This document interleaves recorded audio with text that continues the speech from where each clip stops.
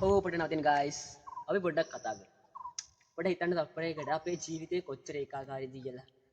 උදේ පාන්දරම social media වලට එනවා. ඊට පස්සේ Facebook, Insta, TikTok ඒකාකාරී සෝෂල් මීඩියා වල උදේ ඉඳන් රෑ වෙනකන් උඩට පල්ලෙහාට තල්ලු කර කර අපි අපේ ජීවිතේ නිකරුණේ නාස්ති කරනවා. ඉතින් මං හිතුවාද අපේ ජීවිතේ ඇයි මෙච්චර ඒකාකාරී වෙන්නේ? මිනිස්සු කොච්චර හරි ඉලක්ක වල ලම් වෙනවා.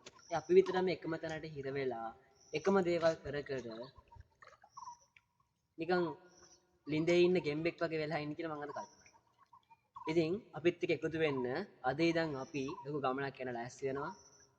ජීවිතේ තනියම දිනන්න ඕනේ. අපි එකතු වෙලා දිනමු. අපිත් එක්ක එකතු වුණොත් ඔයාලට පුළුවන් ජීවිතේ පොඩි හරි වෙනස් වීමක් දකින්න. ඒ වෙනස් වීම ඇතුලේ අපිට පුළුවන් අපේ ඒම්ස් ලං කරගන්න. පොඩ්ඩක් මෙහෙම හිතන්නකෝ. ඉලොන් මාස්ක් එයාගේ ජීවිතේ ගමනාන්තයට යද්දී එයාලා ජීවිතේ ලොකු බාධා පීඩා තිබුණා.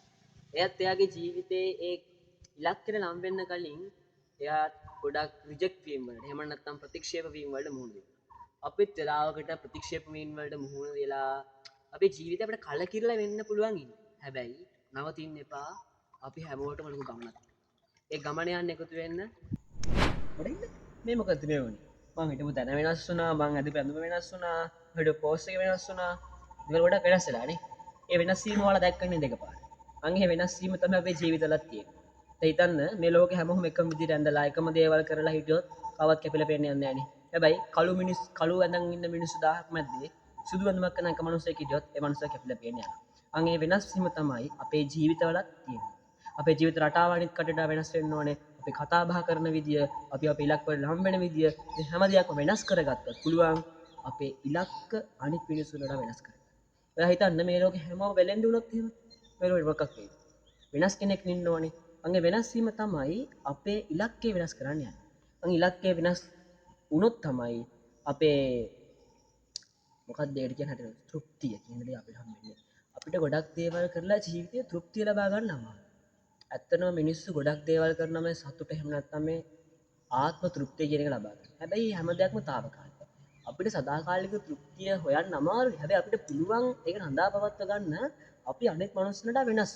අංගේ වෙනස් වීම තුල අපි ආත්ම තෘප්තියක් ලබන්නේ. ඒ ආත්ම තෘප්තිය තමයි අපේ ඉලක්ක වලට අභිප්‍රේරණයක් වෙන්නේ. අපි ජීවිතේ මොන දේ කරත් අපි තුල තියෙන්න ඕනේ නිදහස, තෘප්තිය මේ වගේ දේවල්. ඒ දේවල් තමයි අපේ ජීවිතේට අභිප්‍රේරණය.